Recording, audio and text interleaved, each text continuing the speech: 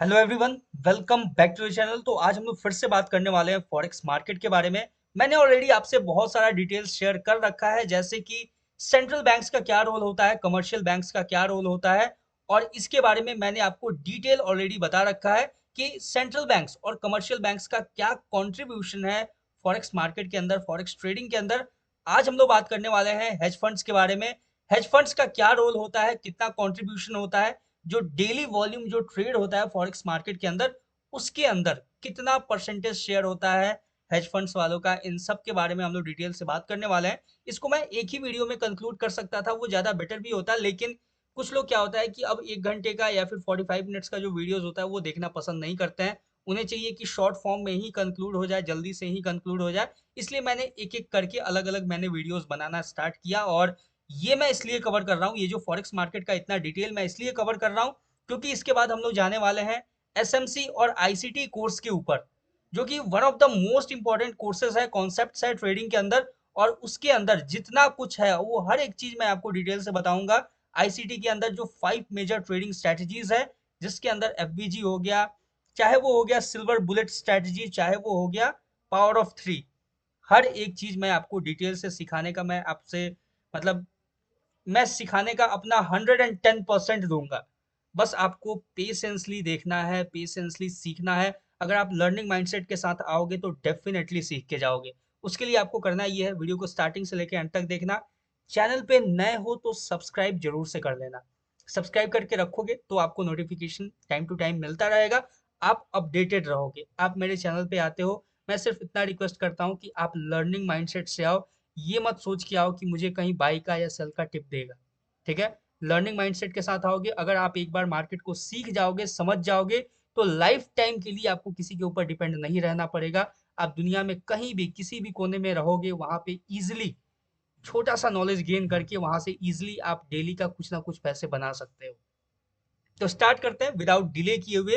Hedge funds के बारे में जानना, मैंने ऑलरेडी आपसे डिस्कस कर रखा है कि सेंट्रल बैंक्स जो किंग होते हैं मार्केट के, मैंने इसके बारे में डिटेल बताया हुआ है कि सेंट्रल बैंक्स को किंग ऑफ फॉरेक्स मार्केट क्यों कहा जाता है, जो कमर्शियल बैंक्स होते हैं उनको मार्केट मेकर्स क्यों कहा जाता है।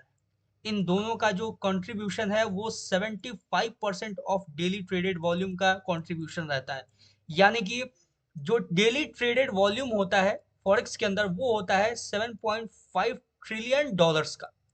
आप सोच सकते हो, मतलब थोड़ा सा सरप्राइज हुए होगे आप भी अगर फर्स्ट टाइम देख रहे होगे तो, लेकिन हाँ ये सही बात है। 7.5 ट्रिलियन डॉलर्स का डेली वॉल्यूम फॉरेक्स मार्केट के अंदर आता है, फॉरेक्स ट्रेडिंग के अंदर आता है, और उसमें से 75% कंट्रीब्यूशन होता है सिर्फ सेंट्रल बैंक्स और कमर्शियल बैंक्स का। और इंटरेस्टिंग बात ये है, ठीक है, इन दोनों का कंबाइन करके 75% होता है। और इंटरेस्टिंग बात यह है कि सिर्फ और सिर्फ कमर्शियल बैंक का मोर देन 55% कंट्रीब्यूशन होता है डेली वॉल्यूम के अंदर। तो सोच सकते हो, इसलिए इन्हें कहा जाता है मार्केट मेकर्स। और सेंट्रल बैंक्स जो होते हैं वो हर एक इंपॉर्टेंट डिसीजंस जो होता है एक कंट्री के अंदर, उनके ऊपर उनका मतलब मेजर रोल होता है, जिसके वजह से इन्हें किंग कहा जाता है, किंग ऑफ फॉरेक्स मार्केट। वैसे ही आज हम लोग बात करने वाले हैं कि हेज फंड्स का क्या रोल होता है, हेज फंड्स को आखिर क्या कहा जाता है। तो सिंपल, आपने एक टर्म बार बार सुना होगा, वो टर्म है इंस्टीट्यूशंस। आपने ये टर्म बहुत बार सुना होगा, इंस्टीट्यूशन बायर्स, इंस्टीट्यूशन सेलर्स। तो ये जो इंस्टीट्यूशन बायर्स और इंस्टीट्यूशंस होते हैं, ये और कोई नहीं, ये हेज फंड्स वाले ही होते हैं। और हेज फंड्स वालों को ही इंस्टीट्यूशन कहा जाता है। ठीक है, शायद आप पहले से आपको पता होगा, लेकिन हाँ, हेज फंड्स वाले जो होते हैं उन्हें ही इंस्टीट्यूशंस कहा जाता है। और ये एक्चुअल में होते कौन है, अगर हम बात करें इनके डिटेल के बारे में, तो ये एक्चुअल में होते कौन है, तो ये है, इन्हें कहा जाता है, ठीक है, मतलब इन्हें तो इंस्टीट्यूशन कहा जाता है, और ये होते हैं प्राइवेट इन्वेस्टमेंट फॉर्म्स, पीआईएफ। आप इसको शॉर्ट फॉर्म में बोल सकते हो, पीआईएफ। ये होते हैं प्राइवेट इन्वेस्टमेंट फॉर्म्स। अब ये करते क्या है, तो सिंपल इनका रोल ये होता है कि ये जैसे कमर्शियल बैंक्स, जैसे मैंने आपको कमर्शियल बैंक्स के अंदर बताया था कि कमर्शियल बैंक्स क्या होता है कि वो अपने पैसे को मार्केट के अंदर लगाते हैं, यानी जो उनका अपना पैसा होता है, और उसी से अपने लिए प्रॉफिट जनरेट करते हैं। ठीक है, ये रोल होता है कमर्शियल बैंक्स वालों का। लेकिन हेज फंड्स वालों का इससे अपोजिट होता है। ये कभी भी मार्केट के अंदर अपना पैसा इन्वेस्ट नहीं करते, यानी कि अपने पैसे से ट्रेड नहीं करते।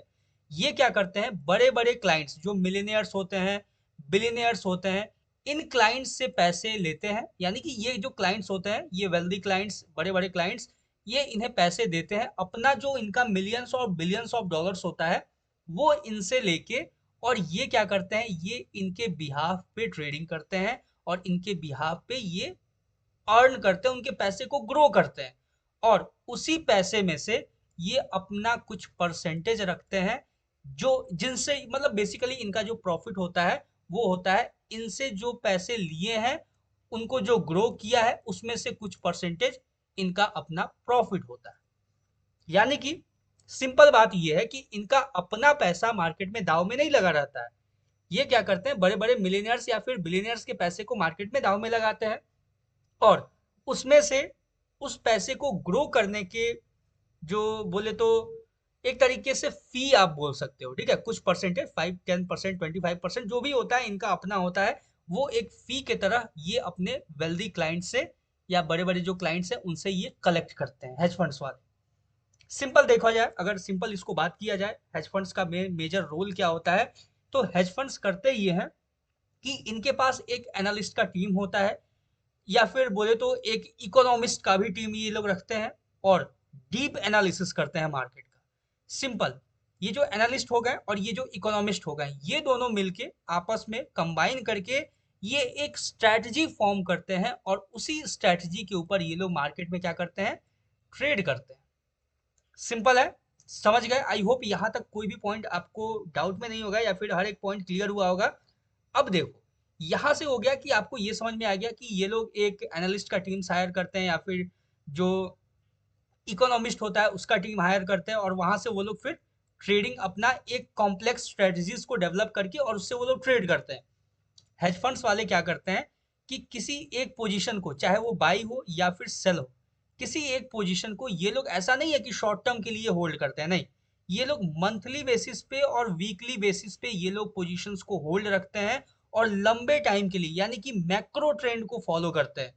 जैसे आप हो गए या फिर मैं हो गया, हम लोग 15 मिनट या फिर 30 मिनट के ऊपर देखते हैं कि हायर हाइस का फॉर्मेशन हो रहा है, यानी कि मार्केट बुलिश है, या फिर लोअर लोज का हो रहा है तो यानी कि मार्केट बेयरिश है। लेकिन ऐसा ये लोग नहीं करते हैं।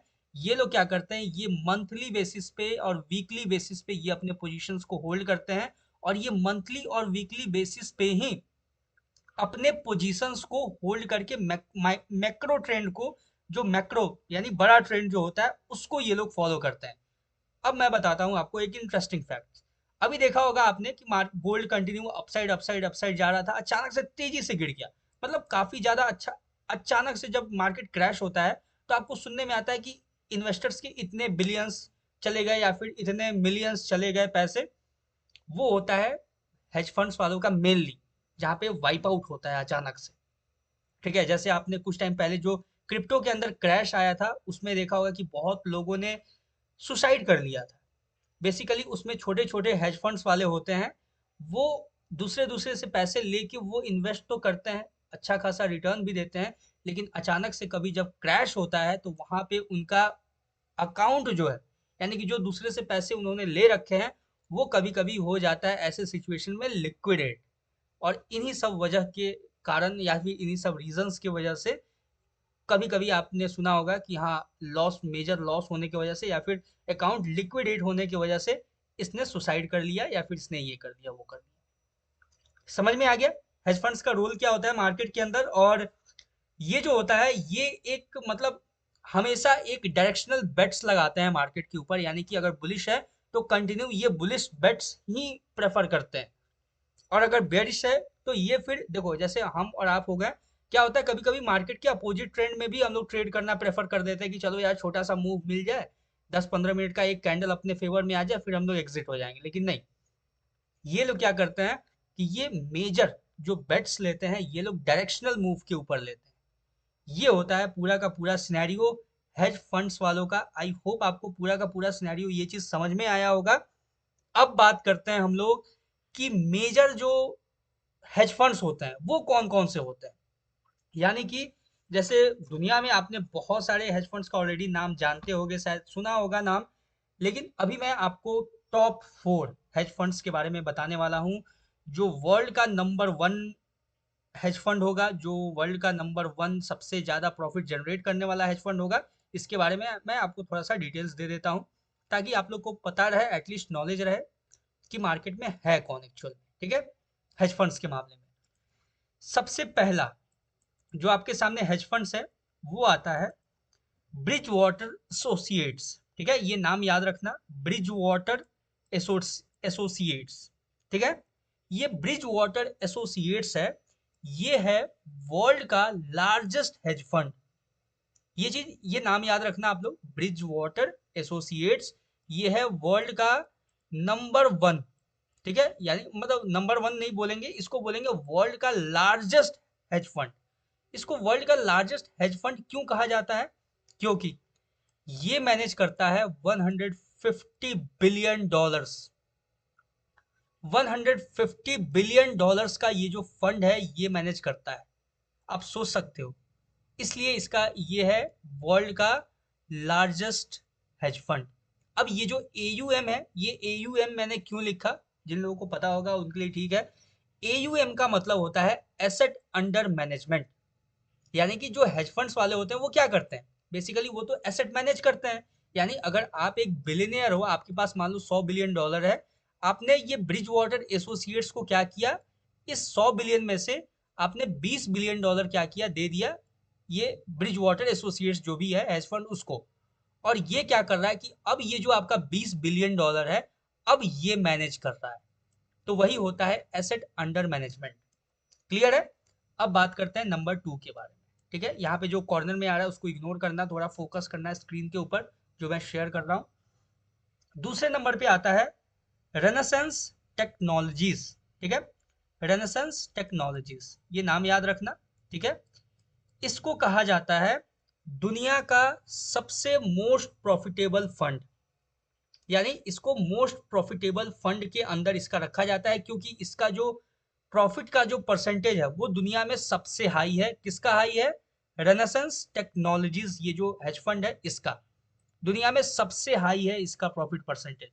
तो ये एक अलग कैटेगरी हो गया, मतलब ऐसे ही मैं 3-4 आपको बताने वाला हूँ। अब देखो थर्ड नंबर पे जो आता है वो हो गया सिटाडेल, ठीक है? इसका नाम है थर्ड नंबर पे सिटाडेल। और ये जो सिटाडेल है, ये almost almost more than 60 billion dollars, ठीक है? मोर देन 60 बिलियन डॉलर्स का ये जो है फंड मैनेज करता है। नंबर 1 पे कौन है? ब्रिज वाटर एसोसिएट्स, जो कि मोर देन 150 बिलियन डॉलर्स का एसेट्स को मैनेज करता है। ये जो रेनेसेंस टेक्नोलॉजीज है, ये दुनिया का सबसे हाईएस्ट प्रॉफिट परसेंटेज देने वाला ये हेज फंड है। और जो थर्ड नंबर पे है सिटाडेल, ये है थर्ड लार्जेस्ट बोल सकते हो इसको, या फिर ये इससे आप याद रख सकते हो कि ये मोर देन 60 बिलियन डॉलर्स का एसेट्स को मैनेज करता है। AUM यानी कि एसेट अंडर मैनेजमेंट। अब फोर्थ नंबर पे जो आता है उसके बारे में आपने बहुत नाम सुन रखा होगा, जो है George Soros fund management. George Soros के बारे में बहुत लोग जानते होंगे ऑलरेडी, क्योंकि इंडिया में काफ़ी फेमस है जॉर्ज जॉर्ज सोरस। और इनका बहुत सारी चीज़ों में ऑलरेडी नाम आते रहता है, नाम यूज़ होते रहता है।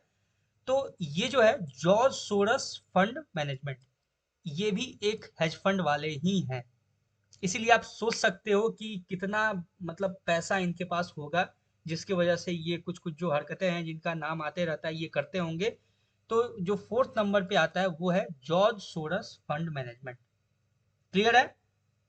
तो ये है कुछ मेजर हेज फंड्स जो मैंने आपको बताया। ये जो 4 हेज फंड्स हैं इनका क्या रोल है, इनके बारे में ज़्यादा डिटेल नहीं जाते हैं। ये जॉर्ज सोरस फंड मैनेजमेंट के बारे में आप लोग एक बार चेकआउट कर लेना, जाके एक बार इंटरनेट पे टाइप करना इनका जॉर्ज सोरस फंड मैनेजमेंट के बारे में।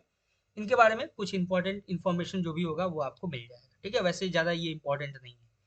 सिंपल ये है 4 मेजर हेज फंड्स। और ये जो हेज फंड्स होता है, हमेशा आप देखते होंगे कि जब भी मार्केट किसी एक इंपॉर्टेंट की लेवल का ब्रेकआउट देता है, तो ये ब्रेकआउट के बाद यहाँ से देखोगे कि आपको बड़ा बड़ा सा कैंडल क्रिएट होता हुआ कभी कभी नजर आता है। तो हेज फंड्स जो होते हैं वो हमेशा ऐसे ही ब्रेकआउट्स, जब मेजर ट्रेंड का ब्रेकआउट होता है, यानी मान लो कि अगर मंथली टाइम फ्रेम के ऊपर मार्केट कंसोलिडेट कर रहा है, ठीक है, वहां पे ये लोग क्या करते हैं, वेट करते हैं। जैसे ही अपसाइड में ब्रेकआउट हुआ, ब्रेकआउट के बाद सिंपल ये लोग वेट करते हैं रीटेस्टिंग का। रीटेस्टिंग के लिए ये लोग भी वेट करते हैं, इसलिए आप भी आदत बना लो रीटेस्टिंग पे वेट करने का। और रीटेस्टिंग के बाद जैसे ही मार्केट यहाँ पे कोई भी बुलिश फॉर्मेशन होता है, इन्हें बेटर प्राइस पे ट्रेड मिलता है, वैसे ही ये लोग यहाँ से अचानक से मार्केट को लेके निकल जाते हैं। और ये मंथली बेसिस पे ये लोग लॉन्ग टर्म के लिए पैसे को, मंथली हो गया वीकली हो गया, बेसिस पे ये लोग पैसे को या फिर अपने ट्रेड को होल्ड करते हैं। आई होप आपको ये पूरा का पूरा हेज फंड्स का समझ में आया होगा और ये पॉइंट्स क्लियर हुआ होगा। सेंट्रल बैंक्स के बारे में अभी तक नहीं देखा है तो चेकआउट कर लेना, मैं एक प्लेलिस्ट में डाल दूंगा इन सबको। अब जब ये तीसरा वीडियो है तब मैं एक प्लेलिस्ट में कर दूंगा ये सारे वीडियोस को, और लास्ट में मैं कॉर्पोरेशंस और रिटेलर्स को एक ही वीडियो में कंक्लूड कर दूंगा। सिंपल है, यहाँ तक इजी है। कहीं भी कोई कंफ्यूजन हो तो let me know in the comment section. बाकी मिलते हैं किसी नेक्स्ट वीडियो में किसी नए एनालिसिस या फिर नए टॉपिक पे। तब तक के लिए all the best for your trading journey, for your trading career. Thank you very much.